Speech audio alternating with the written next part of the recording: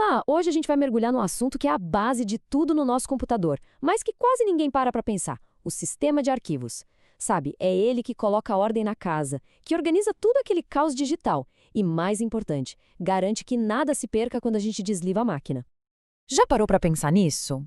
É uma pergunta bem fundamental, porque olha só, a memória RAM, aquela que faz os programas rodarem rápido, ela é volátil. Desligou o computador, já era, ela esquece tudo. Então, como é que as nossas fotos, os nossos documentos, os projetos, como é que tudo isso continua lá? A mágica, ou melhor, a engenharia por trás disso é justamente o sistema de arquivos. Então, para nossa informação sobreviver, ela precisa ser gravada em algum lugar que não esquece das coisas, né? Como um HD ou um SSD. Mas não basta só jogar a informação lá de qualquer jeito. É preciso ter um método, um sistema para gerenciar todo esse espaço. E essa é exatamente a função do sistema de arquivos. Ele é como se fosse o grande bibliotecário do nosso mundo digital. E para ser um bom bibliotecário, o sistema de arquivos tem que cumprir basicamente 3 missões. Primeiro, claro, ele tem que conseguir guardar muita, mas muita informação mesmo. Segundo, ele precisa garantir que essa informação vai continuar lá, intacta, não importa o tempo que passe. E terceiro, que talvez seja o mais complexo de todos, ele tem que permitir que vários programas e pessoas acessem esses dados ao mesmo tempo, de um jeito organizado e seguro. Agora, segura essa ideia, porque ela é fundamental para a gente entender o resto.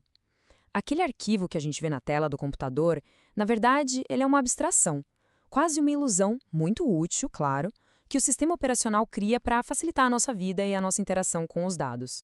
Olha só que interessante essa comparação. Para a gente, um arquivo é o quê? É um ícone, tem um nome, um tipo, um documento, uma foto. Mas para a máquina é só uma sequência gigantesca de bits. Um monte de zeros e uns gravados lá no disco. E quem faz a ponte entre esses dois mundos? Quem é o tradutor que faz a gente entender a máquina? Exato, o sistema de arquivos. E não é só o conteúdo que está dentro do arquivo que importa. Cada arquivo tem também uma espécie de carteira de identidade, sabe? São os chamados metadados. Basicamente, são os dados sobre os dados. Coisas como quem é o dono desse arquivo, quando ele foi criado, quem pode abrir, quem não pode. Sem esses metadados, seria uma bagunça total, impossível de gerenciar qualquer coisa. Agora, imagina só a cena. Todos esses seus arquivos jogados num lugar só, sem nenhuma organização. Seria o caos absoluto, né? Impossível achar qualquer coisa. É justamente para evitar essa bagunça que os sistemas de arquivos usam uma estrutura que todo mundo conhece muito bem, os diretórios, ou, como a gente costuma chamar, as pastas. A melhor forma de visualizar essa organização é pensar numa árvore, só que de ponta cabeça. Tudo começa num ponto central, que a gente chama de diretório raiz. No Linux, ele é representado por uma barra, no Windows, por uma contrabarra. E a partir dessa raiz, tudo vai se ramificando, sabe? Criando uma hierarquia bem clara de pastas dentro de pastas. Ok, mas com tanta pasta, como é que o computador acha um arquivo específico no meio dessa árvore toda? Ele segue um caminho. Esse caminho é literalmente o endereço completo do arquivo, que descreve toda a rota, seja começando lá da raiz ou da pasta em que a gente está, até chegar no arquivo que a gente quer. E aí, está sendo útil essa explicação? Se esse passo a passo está ajudando a clarear as coisas, que tal dar uma forcinha? Se inscreve aí no canal e já deixa aquele like. Isso ajuda demais a gente a continuar produzindo mais materiais como este. Beleza, a gente já entendeu a organização lógica, a parte das pastas e dos caminhos. Agora vamos um pouco mais fundo. Como é que aqueles zeros e uns são de fato guardados nos bloquinhos do disco? Chegou a hora da gente falar das estratégias de alocação de arquivos. Vamos começar com o método mais simples e direto. É a chamada alocação contígua. A ideia aqui é a seguinte: o sistema operacional procura um espacinho no disco, com vários blocos, um coladinho no outro, que seja grande o bastante para guardar o arquivo inteiro de uma vez só. A grande vantagem disso? Velocidade. Com os dados todos em sequência, a leitura é muito rápida. Mas tem um problema. Conforme a gente vai criando e apagando arquivos, vão sobrando uns buracos de espaço vazio no meio do disco. Esse fenômeno é a famosa fragmentação, e ela acaba desperdiçando um espaço bem precioso. Bom, para resolver esse problema da fragmentação, criaram outra estratégia, a alocação encadeada. Aqui a ideia é diferente. Os pedaços de um mesmo arquivo não precisam mais ficar juntos. Eles podem estar todos espalhados pelo disco, onde tiver um espacinho sobrando.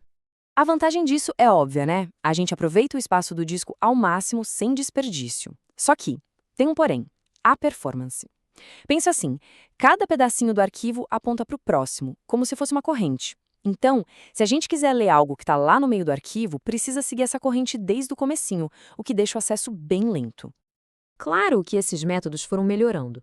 A tabela FAT, por exemplo, deu uma otimizada na alocação encadeada. Ela tirou os ponteiros de dentro dos blocos e colocou tudo numa tabela separada, o que acelerou a busca. Depois vieram os inodes, padrão no mundo Linux. Aí a abordagem é ainda mais inteligente. Cada arquivo tem um índice que já diz exatamente onde está cada um dos seus pedaços no disco. Certo, já falamos de organização e de como os dados são guardados. Mas e a segurança? Como é que o sistema garante que os nossos dados não vão se corromper se acabar a luz, por exemplo?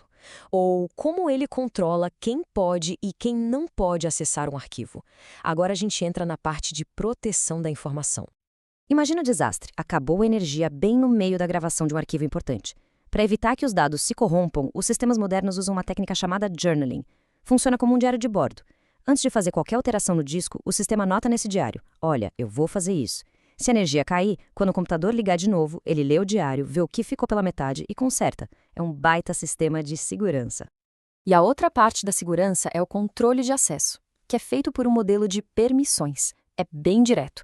Para cada arquivo, a gente define quem pode fazer o quê. Geralmente, as permissões são divididas entre o dono, um grupo de usuários e outros. E as ações básicas são leitura, o R, escrita, o W, e execução, o X. Parece simples, mas é um modelo super poderoso. Curtiu entender um pouco mais dessa engenharia toda por trás dos nossos arquivos? Se sim, não esquece, se inscreve aí no canal para não perder os próximos materiais que a gente está preparando. Então, para a gente resumir, o sistema de arquivos é o herói anônimo do nosso computador. É ele que pega aquele mar de zeros e uns e transforma numa biblioteca super organizada de arquivos e pastas, tudo com nome, endereço e proteção. Ele é a base de praticamente tudo que a gente faz na frente da tela. E para terminar, fica uma pergunta para a gente pensar. Com tudo o que está acontecendo, computação em nuvem, sistemas distribuídos, inteligência artificial, como será que essa estrutura tão fundamental vai evoluir? De que novas formas a gente vai organizar e proteger essa montanha de dados que não para de crescer? Fica aí a reflexão. A gente se vê na próxima.